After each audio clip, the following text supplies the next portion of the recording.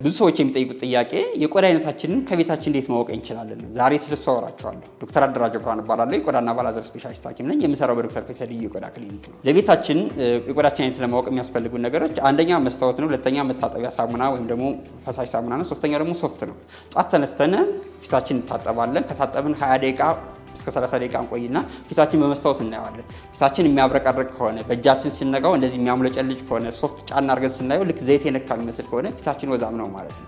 በተቃራኒው ግን ፊታችን ጭምድድ አድርጎ የሚያስ ስሜት ካለው አመዳ የሚመስል ከሆነ ፍርፍር የሚል ነገር ካለው ሸካራ ነገር ካለው ፊታችን ወይም ደግሞ በሶፍት ጫን ስናደርገው ምንም ነገር የማይወጣው ነጭ ነገር የሚሆን ከሆነ ደረቅ ነው ማለት ነው። የተወሰነ ፓርቱ ወዛም ሆኖ የተወሰነ ፓርቱ የደረቅ ምልክት ካሳየ ወይም ደግሞ ኖርማል ከሆነ ይሄ ደግሞ ቀለቀለ ወይም ደግሞ ኮምቢኔሽን ስኪን የምንለው ማለት ነው።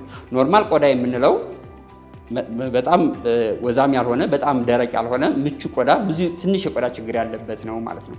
አምስተኛው የቆዳ አይነት ደግሞ ሴንሲቲቭ የምንለው ሴንሲቲቭ የምንለው ፊታችን ላይ ዝም ብሎ የሚያሳክክ ከሆነ የሚያቃጥለን ከሆነ የሚቀላ ከሆነ የተለያዩ መድኃኒቶችን ወይም ፕሮዳክቶችን ተጠቀም ፊታችን የማይስማማን ከሆነ ሴንሲቲቭ ነው ማለት ነው። ወዛም ሆኖ ሴንሲቲቭ ሊሆን ይችላል፣ ኮምቢኔሽን ሆኖ ሴንሲቲቭ ሊሆን ይችላል፣ ወይም ደረቅ ሆኖ ሴንሲቲቭ ሊሆን ይችላል ማለት ነው።